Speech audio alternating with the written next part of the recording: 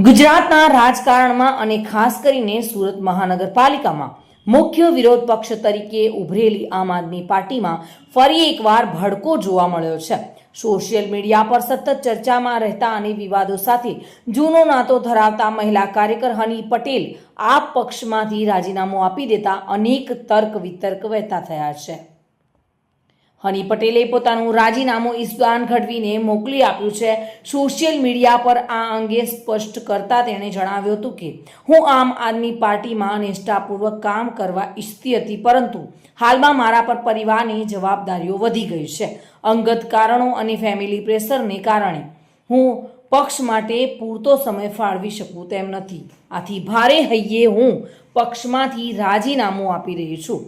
જોકે રાજકીય ગલિયારાઓમાં ચર્ચા છે કે રાજીનામા પાછળનું કારણ માત્ર અંગત નથી, પરંતુ તેમની છબીને કારણે પક્ષ પર આવી રહેલું દબાણ પણ હોઈ શકે છે।